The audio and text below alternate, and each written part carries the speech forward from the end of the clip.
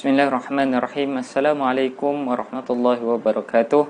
Bertemu kembali kita dalam subjek Tasawur Islam tingkatan 5 dalam pelajaran yang pertama, menyambung siri 1 dan siri 2 yang lalu.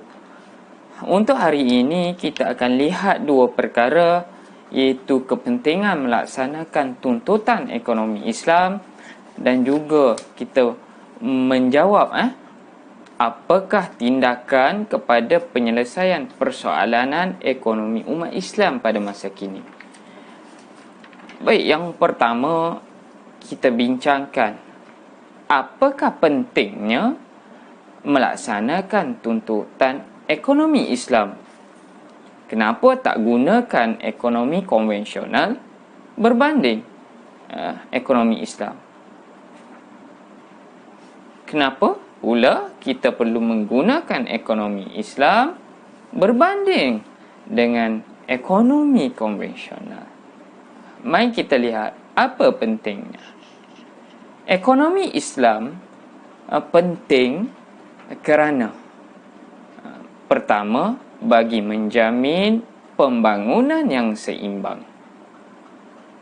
Yang kedua, menjamin keadilan dari segi pemerolehan dan pengagihan harta dalam kalangan rakyat.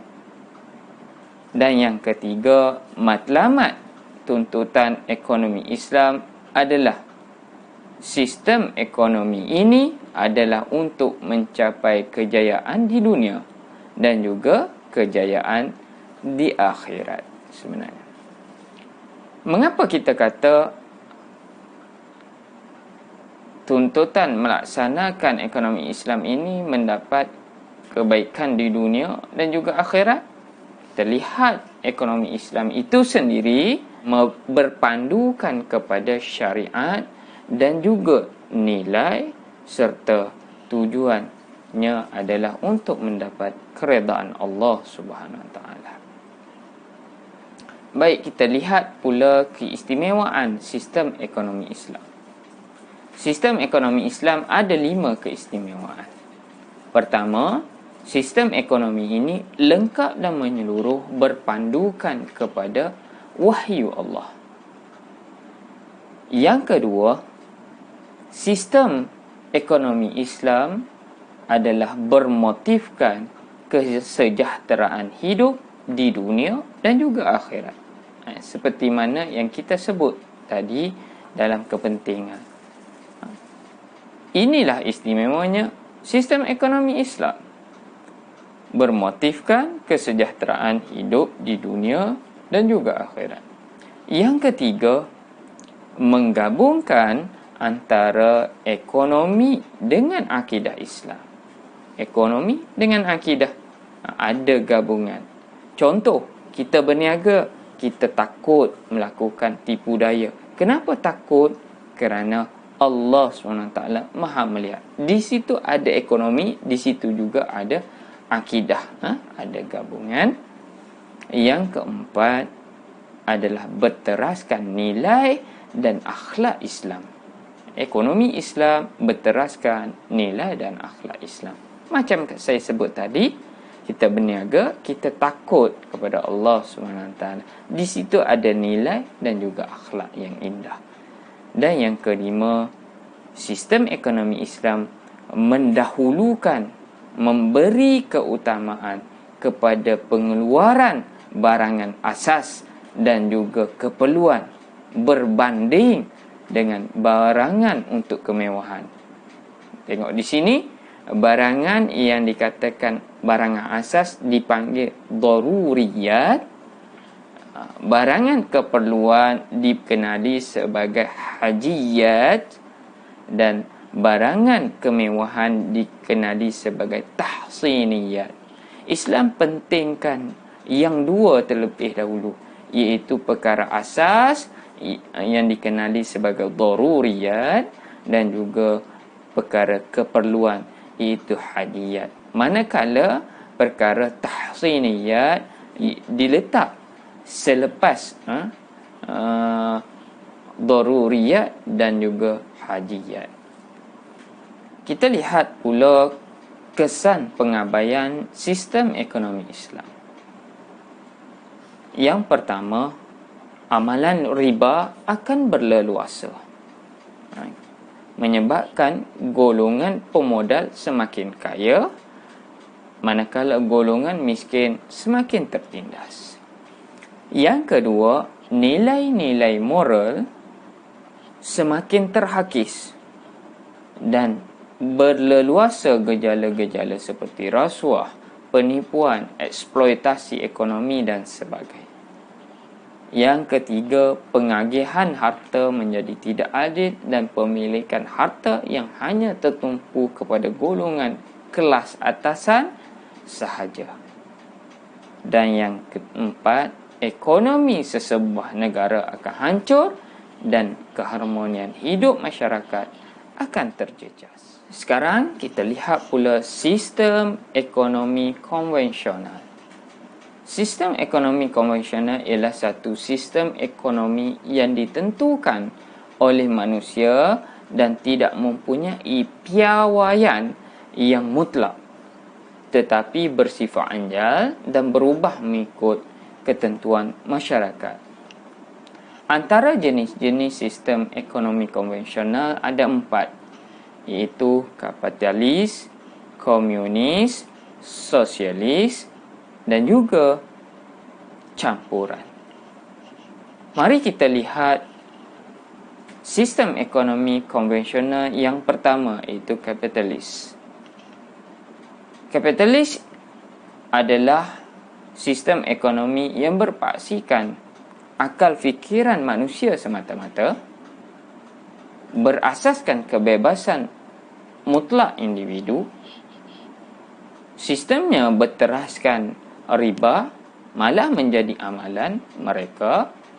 Dan yang terakhir, kapitalis ini berlaku ketidakadilan sosial dengan kewujudan jurang pendapatan yang besar antara golongan pemodal, orang kaya dengan rakyat biasa.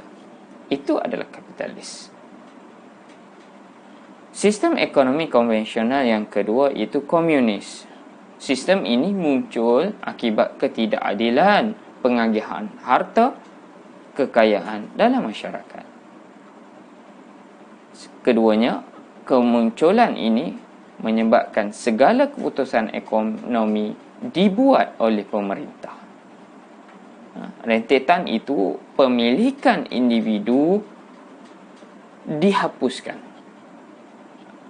Dan yang terakhirnya, semua dimilik negarakan secara total bagi kepentingan masyarakat. Jadi harta dah jadi milik negara. Inilah sistem konvensional yang dinamakan komunis. Sistem ekonomi konvensional yang ketiga iaitu sosialis. Sosialis ini adalah hasil pemikiran antara gabungan antara kapitalis dengan komunis. Pemilikan secara individu dibuka, tetapi dalam skop yang terhad. Tak ramailah yang dapat memiliki individu. Harta mereka, pemilikan mereka hanya dalam skop yang terhad, orang tertentu sahaja. Keperluan individu akan ditentukan oleh tahap dan mutu kerja mereka. Dan yang keempat, sistem riba masih dikekalkan. Kita berpindah pula kepada sistem ekonomi konvensional yang keempat, iaitu sistem campuran. Ia adalah campuran antara sistem ekonomi yang mendukung kebebasan dengan sistem sosialis. Mendukung kebebasan dengan sistem sosialis. Ekonomi digabungkan bersama-sama antara pihak pemerintah dengan pihak swasta. Ada yang pihak kerajaan dan ada swasta. Mereka campur gabungkan. Pemerintah melakukan pengawasan perekonomian Namun pihak swasta masih diberi kebebasan untuk menentukan kegiatan-kegiatan ekonomi yang diinginkan mereka. Jadi di sini ada perkongsian antara kerajaan dengan pihak swasta. Malah pihak swasta dapat mengawal lagi pihak kerajaan.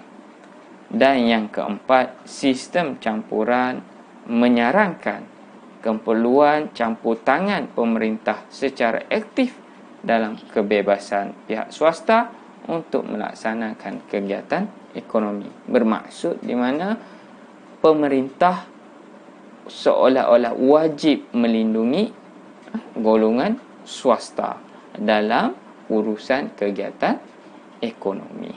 Itulah keempat-empat sistem berbentuk konvensional yang berteraskan kepada pemikiran akal semata-mata, malah berubah mengikut ketentuan masyarakat.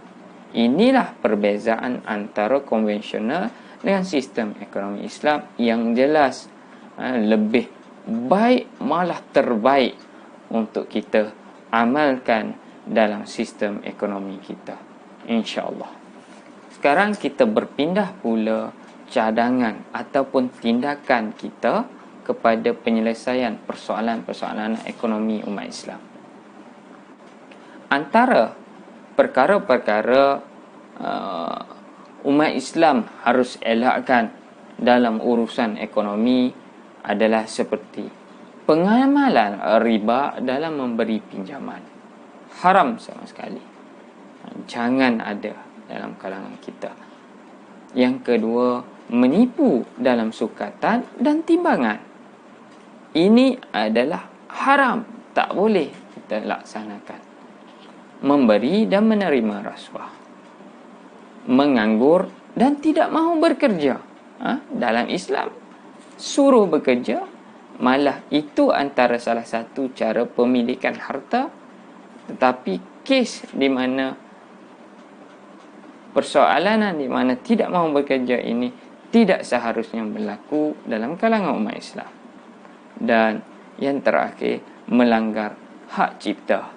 Ini adalah tidak dibenarkan menurut syarak. Sekadar itu pelajaran kita pada hari ini, maka lengkaplah sistem ekonomi Islam. Itu pelajaran yang pertama. Saya harap dengan pelajaran yang kita sudah pelajari ini, daripada siri pertama, siri kedua dan siri ketiga, maka kita boleh menguasai topik pelajaran yang pertama, insya-Allah. Apa yang baik itu datang daripada Allah SWT. Apa yang kurang itu daripada kelemahan saya sendiri. Wabillahi taufiq wal hidayah. Wassalamualaikum warahmatullahi wabarakatuh.